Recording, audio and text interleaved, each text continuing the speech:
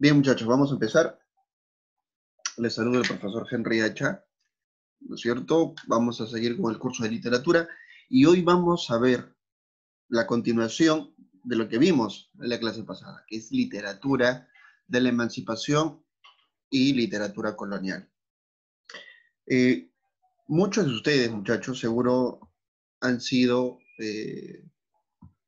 partícipes de estas noticias, ¿no es cierto? Donde dos muchachos, como es Inti, como es Brian, perdieron la vida en las marchas que hubo por la democracia, ¿no es cierto? Todos buscaron ahí pues que 130 congresistas puedan salir de sus puestos, ¿no? O buscaron una nueva constitución, entre otras cosas. Pero fue una marcha que juntó pues a cientos de personas, no solo en Lima, sino en muchos países, ¿no? La rebeldía, ¿no? Es esta rebeldía contra la corrupción. Profesor, ¿en algún momento sucedió algo parecido? Sí, solo que hoy en día hay una mayor convocación, hay una, eh, vamos a llamarla así, se hace más masífica, ¿no? ¿Por qué? Porque hay redes sociales. Yo escribo, por ejemplo, creo una página y digo, nos vamos a reunir en la Plaza San Martín a las 3 de la tarde. Nos vamos a reunir en la Municipalidad de Villa Salvador a las 2 de la tarde. Nos vamos a reunir en la plaza de la Municipalidad de San Juan a las 5 de la tarde. Y en varias regiones pasó esto, ¿no? La gente se levantó en contra de una corrupción, ¿no es cierto? La gente se levantó en contra de los malos procesos que tenía el Congreso. Profesor, ¿y antes pasó? Claro que sí. No pienses, la profesora es la primera vez que se ha reunido así la gente. No, eso te venden los medios de comunicación, pero antes ya había pasado unas marchas tan o más grandes en el momento de la emancipación. La gente, los peruanos de aquella época se cansaron, no de 130 congresistas, como fue el caso de ahora, se cansaron de que todos los españoles de aquella época, ¿no? Tuvieran un maltrato para con los peruanos de la época. Impuestos a nivel social, a nivel religioso, a nivel político, a nivel administrativo, el español estaba oprimiendo al peruano. Entonces, ¿qué hizo el peruano? Se levantó. Ahí es por eso que conoces a los famosos próceres y precursores, a los rebeldes de la época, ¿no? Bien, antes de entrar a la literatura de la emancipación, vamos a hablar o vamos a hacer una especie de repaso. Me vas a ayudar para eso. Cada vez que yo pregunte al pueblo, al público, que son ustedes, ¿no? El pueblo de Jerusalén, me van a ayudar con la respuesta. Ya, muchachos, y recuerden que yo tengo aquí los nombres. Aquí sale cuando un alumno habla o una alumna habla, el apellido. La clase pasada yo dejé grabado un video. Y por favor, los videos se miran, se toman apuntes, ¿no? Tienes que estar con tu librito al lado.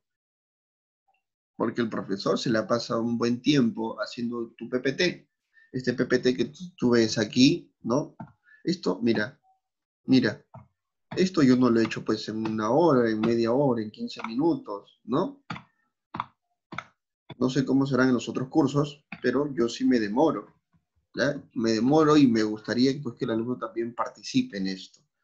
Para eso son las clases grabadas, para que el alumno aprenda. Tú estás pagando algo y lo correcto sería pues que el profesor te dé todo el conocimiento necesario, ¿ya? No pierdas esto porque muchos de tus compañeros o amigos que están en un colegio nacional tal vez no tienen una clase como la que tú tienes, así que aprovecha, aprovecha. Bien, vamos a hacer un repaso. ¿Me ayudas rápido, por favor? Literatura quechua. En la literatura quechua, ¿no? Clase que vimos la clase pasada, que está en la plataforma, en la literatura quechua vimos las características de la literatura quechua. ¿Cuál es la principal característica de la literatura quechua? Pregunta para el pueblo. ¿Quién No me dice? existía la escritura. Muy bien, no existía la escritura. La principal característica es es oral, la oralidad. ¿Qué, profe? ¿No había escritura? No. Los españoles trajeron la escritura. Los españoles, ¿no es cierto?, trajeron esto que en Alemania nació con el nombre de la imprenta. ¿Ya, muchachos? Por tanto, la principal característica de la literatura quechua es que es oral, la oralidad. Y la siguiente característica más importante es que es colectiva. Los quechuas siempre realizaban sus cantos en grupos, ¿ya? La mayoría de cantos era en grupo, o sea, colectivo. ¿Ya, muchachos? Siguiente. ¿Cómo se llaman los que realizaban la educación? Habían dos vertientes, literatura oficial y literatura popular. ¿Cómo se llaman estos maestros de la educación, pueblo de Jerusalén? Amauta y Guadalmí. Muy bien, ¿no? Los amautas y los arabicus. Muy bien, Richard, los amautas y los arabicus. Profesor, ¿y quiénes eran los amautas? Los amautas eran los que impartían, ¿no?, cultura para el Inca, los que impartían cultura en la clase alta, ¿no? En la elite, en el pipiris nice. Estos eran los amautas. Profesor, ¿y los arabicus? Los arabicus eran los que cantaban para el pueblo. Los arabicus no cantaban en grandes palacios. Los arabicus no cantaban en las grandes panacas. Los arabicus no cantaban para el Inca.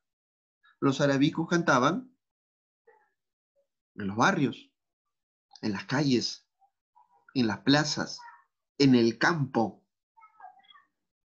¿Ya, muchachos? No te olvides.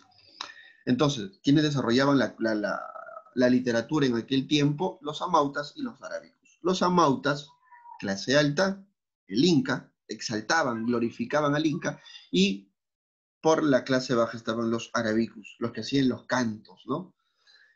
Eh, Ahora, tienes que saber también que dentro de la literatura quechua se desarrollan tres géneros: épico, lírico y dramático. El narrativo no, porque el narrativo implica la escritura y no existía la escritura.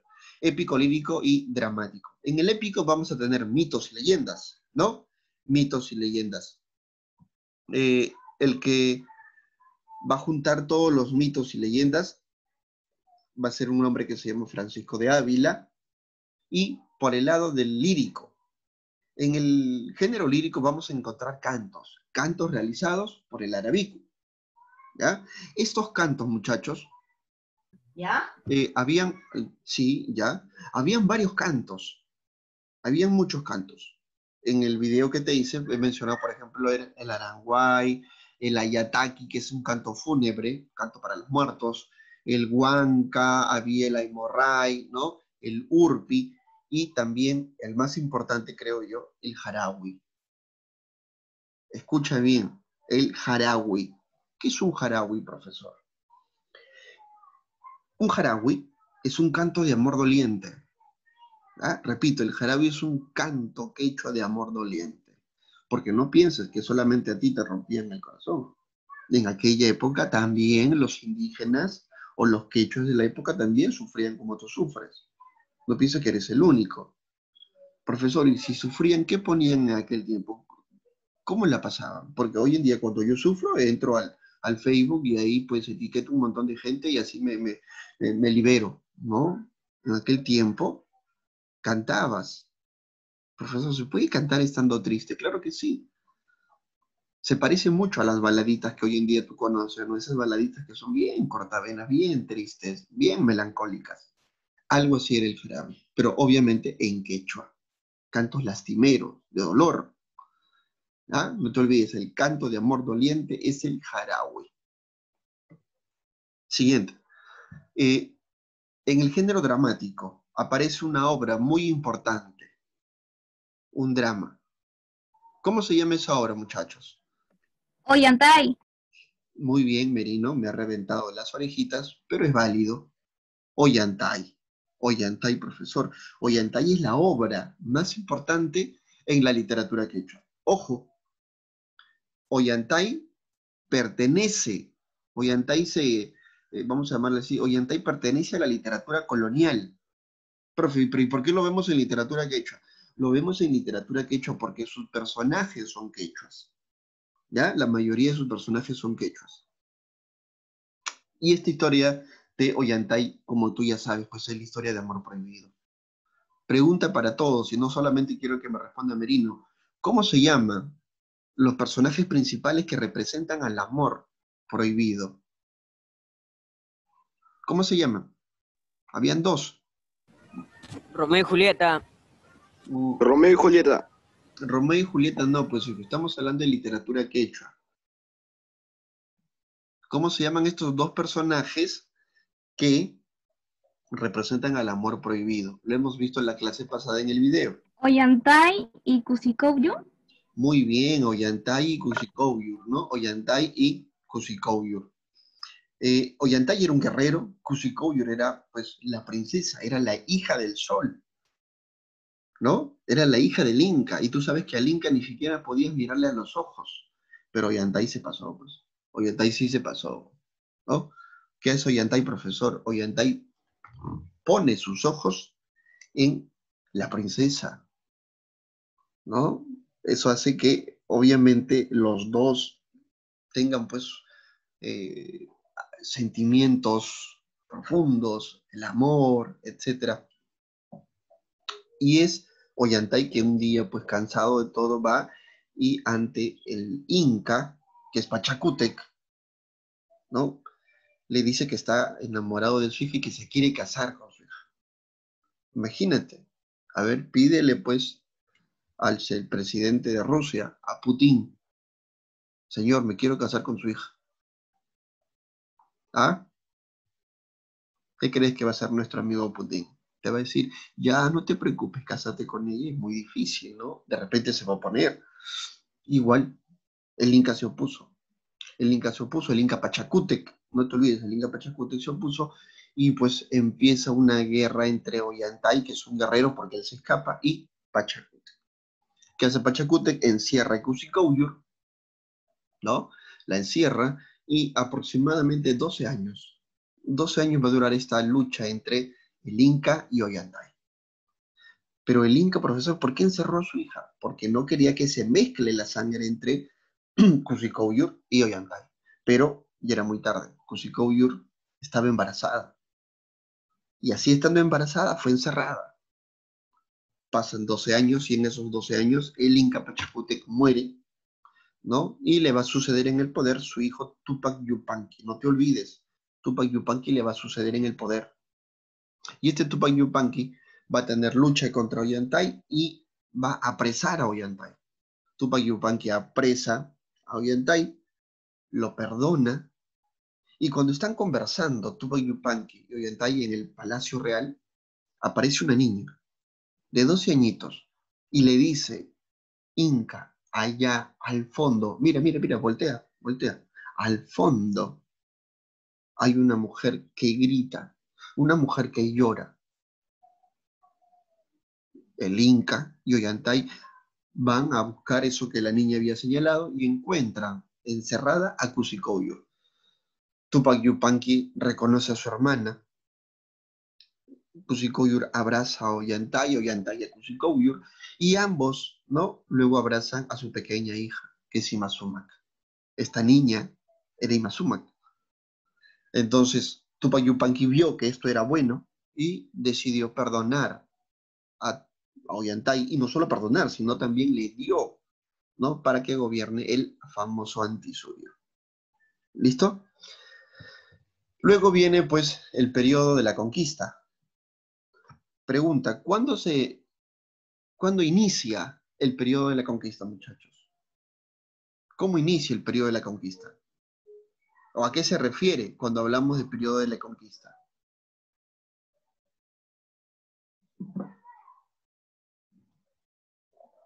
¿Ah? Vamos, muchachos, no tengas miedo. Inicia en el año 1532, creo. Ah, muy bien, profesor, ya sé googlear, profe. Está bien, 1500, algunos dicen que es 1532, otros dicen que es 35, ¿no es cierto? Este, vamos a llamarle así, este proceso de conquista empieza 1532-1535, pero ¿con qué empieza, profesor? Con la llegada de los españoles. Los españoles dijeron, llegaron, ¿no es cierto? O sea, que Cristóbal Colón llegó a Centroamérica, y de Centroamérica, ¿no? Hernán Cortés va para el norte, y para el sur viene Pizarro. Y Pizarro llega en 1532, 35 más o menos, ¿no? Y se dan cuenta que aquí hay tierras, inmensas cantidades de tierras, oro, hombres a los cuales se le puede hacer esclavos, mujeres hermosas. Entonces, el español manda cartas a sus otros españoles, vale decir en la madre patria, y le dice, vengan, le escriben cartas, vengan, acá hay un montón de chicas, de mujeres hermosas, de tierras, hay un montón de oro, de plata, vengan, hay que hacer una colonia aquí, vengan, ¿no? Todo eso es el periodo de la conquista. Profesor, usted dijo cartas, sí, aparecen las famosas coplas, ¿no? Ya hablamos en el video, te dije que era una copla, aparecen las crónicas, te dije también en el video que es unas crónicas. Y ahorita vamos a desarrollar básicamente lo que es una crónica. ¿Qué es una crónica, profesor? Son escritos, ¿no es cierto? Son escritos que realiza una persona culta o un religioso de la época. Y tenemos al cronista más famoso, un cronista mestizo. ¿Cómo se llama ese cronista mestizo? Al que lo llaman el primer peruano espiritual también. Pedro Ciega de León. Pedro Ciza de León es un cronista español, pero vale, muy bien, es un cronista, se acordó de un cronista y eso es muy importante. Pero estamos hablando de un cronista mestizo, que es el primer peruano. Él dice, yo soy el primer peruano. Garcilaso de la Vega. Muy bien, Yadira, muy bien. Es el señor, es el Inca. Tienes que decirle Inca, porque hay otro Garcilaso español. ¿Ah? Tú dices Garcilaso en un examen de admisión y te confunden, porque hay dos. ¿Qué, profesor? ¿Hay dos? Sí, hay un Garcilaso, que es español, y hay un Inca Garcilaso, que es perucho. ¿Ah? Es el señor Inca Garcilaso de la Vega. Este Inca Garcilaso de la Vega no era cualquier persona. Mira, agárrate, ¿ah? Inca Garcilaso de la Vega tenía, ¿no?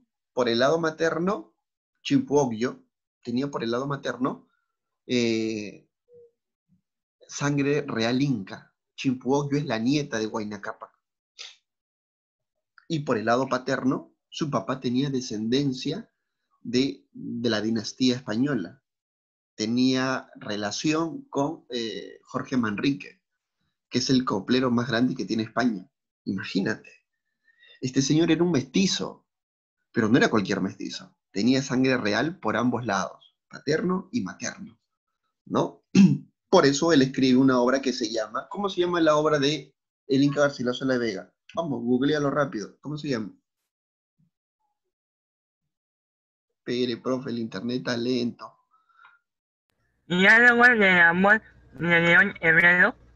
Diálogos de amor de Hebreo.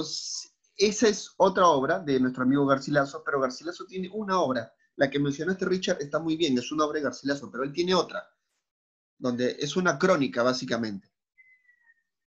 Los comentarios de los incas reales. Muy bien, en los comentarios reales de los incas.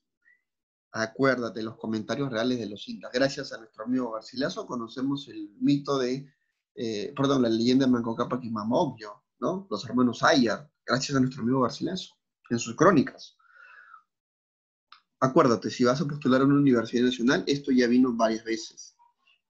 Todos saben que la obra más importante del Inca Garcilaso se llama Los comentarios reales de los incas. Pero la pregunta de admisión que ha venido en San Marcos y en Villarreal dice, ¿de qué trata la segunda parte del libro Los comentarios reales de los incas? Te explico. La obra de Garcilaso que te he mencionado tiene dos partes. La primera parte nos habla, apunta si puedes, nos habla de, aunque ya está en el video anterior, la primera parte nos habla de mitos, ritos, costumbres, vida y todo lo que tenga que ver con los quechuas, con el Tahuantinsuyo. ¿Sí? Aquí no existían los españoles, solamente en el primer libro nos habla de los quechuas. Vida, personajes más importantes, cuál era la jerarquía, qué organización social, económica existía en el mundo quechua. La segunda parte del libro de Garcilaso, Los comentarios reales de los incas, se llama, lo puedes apuntar si quieres, esto viene en el examen de admisión, Historia General del Perú. Repito, ¿cómo se llama el libro? Historia General del Perú. ¿Y de qué habla, profesor, ese libro? Ese libro nos habla, escucha bien, abre tus ojitos, ese libro nos habla de la llegada de los españoles. Si bien la primera parte nos habla de del mundo quechua, la segunda parte de este libro nos hablan de los españoles, de la llegada de los conquistadores, de Almagro, Pizarro, Luque, ¿no? Entre otros. De cómo entre ellos también había peleas, cómo había, cómo nace la famosa guerra civil, ¿no? De los conquistadores, de cómo aparecen el primer virreinato, entre otras cosas. ¿Ya, muchachos? O sea, el primer libro nos hablan de los quechuas y el segundo libro de la llegada de los españoles. Hasta ahí, pueblo de Perusalén. ¿Alguna pregunta? ¿Todo claro, clarito, clarín? O sea, si yo pregunto, me responde.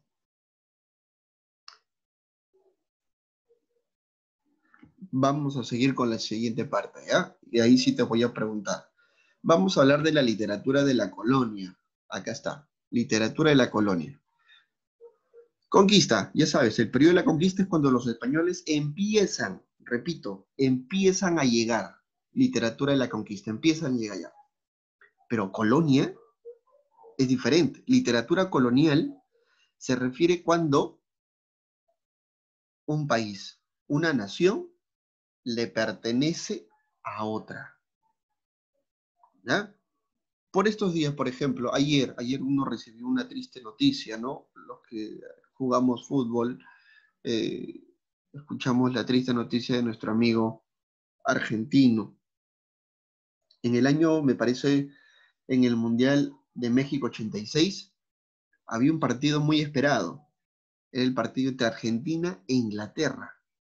¿Por qué era un partido esperado? Porque años, creo que unos 4 o 5 años antes, Argentina tuvo una guerra con Inglaterra, la famosa guerra de las Malvinas, ¿te acuerdas? Historia. Esta guerra de las Malvinas era por las islas de las Malvinas. Esa que está al ladito de Argentina hay algunas islas. Los ingleses decían, esa es mi colonia. Repito, los ingleses que estaban al otro lado del mundo decían, esas islas son mías, son mis colonias. Y Argentina dijo, no, ¿viste? ¿Cómo va a ser tu colonia? Si está al lado mío. De pronto, los argentinos y los ingleses entraron en una guerra. Pregunta de admisión, muchachos. ¿Quién ganó esta guerra, Argentina o Inglaterra?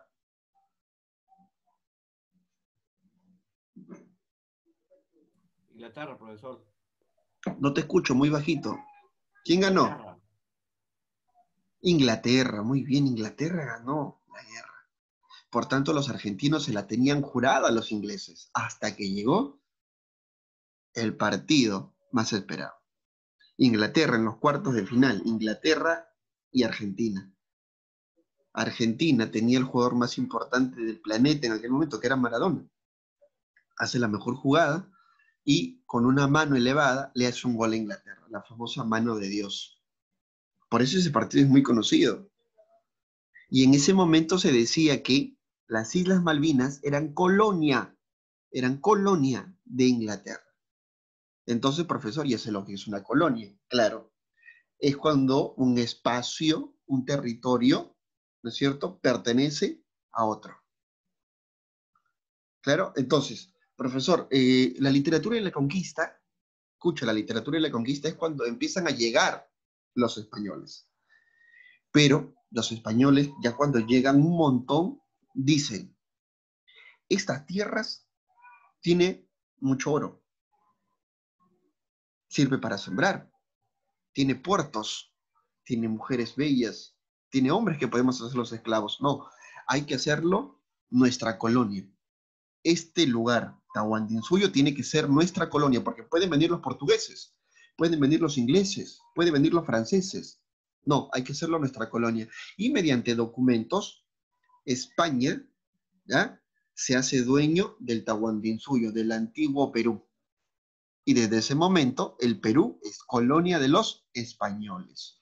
¿Cuándo, profesor? 1945, 1947 más o menos, con la llegada del virreinato. Ahí somos colonia. Profesor, y cuando somos colonia, ¿qué pasa? Sucede que los españoles, ¿no?, traen ahí todo. Traen su literatura, su religión, traen sus costumbres, traen todo. Te pregunto, tú que eres muy inteligente, ¿qué es eso que nos ha traído los españoles y que hasta ahorita tenemos de los españoles? Por ejemplo, a ver, dame algunos ejemplitos. La religión. La religión, muy bien, amigo Ayala, la religión. Los españoles trajeron, pues, el catolicismo, porque nuestros ancestros, ¿en quiénes creían? En el Apu, en el sol. Imagínate un almuerzo hoy día a las 2 de la tarde y tu hermanito que diga, oh Apu, gracias por los alimentos, gracias Pachamama, por la tierra, gracias por los alimentos, ¿no? Eso no existe. En la actualidad nadie hace eso. Muy bien, la religión. ¿Qué otra cosa más trajeron los españoles que queda hasta nuestros días? Su idioma. La lengua, muy bien, allá la venir con todo. La lengua, profesor, la lengua, ¿no? El español trajo la lengua y hoy en día pocas personas hablan quechua. De hecho, cuando alguien habla quechua, el otro viene y lo cholea, ¿no? Viene el racismo estúpido. Ah, mira, pues, sí, habla quechua, mira, es un serrano. Y se ríe la gente. Como si hablar quechua fuera algo malo. Cuando es nuestra lengua. Es tu lengua y es mi lengua. Es nuestra lengua originaria. No hay que sentir vergüenza de eso. Y ojo, hablar quechua es difícil. Hablar quechua es, por lo menos demora unos 4 a 5 años. O sea, no es una lengua fácil. ¿Ya? Profesor, llegan los españoles, somos parte de los españoles mediante documentos, entonces empieza la literatura de la colonia. ¿Ya? Vamos a ver aquí. Generalidades. Dice, la literatura colonial fue básicamente una prolongación de la literatura española. Claro que sí, todo lo que te explicamos hace rato, ¿no? Llegan los españoles y no solamente traen la lengua, como dijo nuestro amigo Ayala, o no solamente traen la religión, sino también traen su literatura. La literatura también, ¿no?, nos mancha. Pero hay que tener presente esto. Hay que tener presente que aparecen 3 periodos. ¿Ya? El periodo clásico, el periodo barroco y el periodo neoclásico o francés. Profesor, a ver en dibujitos. Ahí está. Estos son los 3 periodos. Periodo clásico, mira, mira, clásico, periodo barroco y periodo francés, ¿ya? O neoclásico, es lo mismo. Profesor, hay que verlo por partecitas. Ahí está, por partecitas. Mira, en el periodo clásico, ustedes, ¿no? Ahí las mujeres le gustan hablar del feminismo y me alegra, ¿no? Me alegra eso. Pero hay un feminismo, pues, entendido y un feminismo mal entendido. Amarilis, tú que eres feminista. Profesor, ¿quién es la primera mujer de la literatura peruana? Aquí, está frente a tus ojos. Amarilis. Posiblemente sea la primera mujer en la literatura peruana. Amarilis era su seudónimo, ella se llamaba María Rojas. O algunos dicen que se llamó María Tello. Y tiene una obra, escribió una obra muy conocida que se llama Epístola a Belardo. Es una obra dedicada al señor Lope de Vega, el monstruo de la literatura española. Y por el otro lado tenemos a Fray Diego de Ojeda, un hombre de religión, un hombre de fe, un obispo, ¿no? Este Fray Diego de Ojeda crea una obra que se llama La Cristiada. Y La Cristiada es un poema épico donde, mira, es un poema épico donde se relatan, o se cantan, perdón, los últimos días de Cristo en la cruz. Periodo barroco. En el periodo barroco aparecen los Juanes. Repito, aparecen los Juanes, y esto puedes apuntarlo. Aparece Juan del Valle Caviedes, que es el precursor, escucha bien, es el precursor del costumbrismo. Anótalo porque te va a servir, y ya vino en 3 exámenes de admisión. Juan del Valle Caviedes es el precursor del costumbrismo, ¿ya? Él hace una obra que se llama El diente de Parnaso, que es una crítica a los médicos de la época. que dicen que los médicos de aquella época eran malísimos, ¿no? Ibas pues por un dolor de muela y salías con una pierna amputada, imagínate. Juan Espinosa Medrano, llamado también el Lunarejo. ¿Ya? Acá ha habido un pequeño error, dice poeta y narrador indígena. Eso de los indígenas vamos a quitarlo. Tiene una obra que se llama Apologético en favor a don Luis de Góngora. Juan Espinosa Medrano era un hombre cultísimo y admiraba mucho a Góngora. Góngora es un poeta cultísimo, el más culto creo que ha tenido la literatura universal, y es español. ¿Ya? Juan Espinosa Medrano, el Lunarejo, también llamado el doctor sublime. Aquí, periodo francés. Espere, profesor Chepi. ¿Por qué francés? ¿No me dijo que era una colonia española? Sí. Una breve explicación. Sucede que los franceses, ¿no? Francia había invadido España. Si invade un país otro país, ahí también se mete la lengua, ahí también se mete pues la religión, ahí también se mete la literatura, ¿no? Los franceses invadieron España, por tanto, ¿no? También ahí le metió toda su literatura. Y cuando los españoles vinieron a estas tierras, también, ¿no? Nos va a influenciar de su literatura, es decir, de la literatura francesa. Pasa de mano en mano, pues, la literatura, ¿no? Tenemos al doctor Océano, que es Pedro Peralta Ibarnuevo, con su obra Lima Fundada, y tenemos a Alonso Carrión, debe ser Alonso Carrión, con su obra El Lazarillo de los Ciegos Caminantes, ¿ya? Hasta ahorita hemos visto el periodo colonial. Este es el periodo colonial, muchachos. El periodo donde los españoles hacían y deshacían lo que querían. Mira acá. Esta foto te dice todo, ¿no? Por un lado están los indígenas, por otro lado está la religión y por otro lado está el poder administrativo, ¿no? Entonces,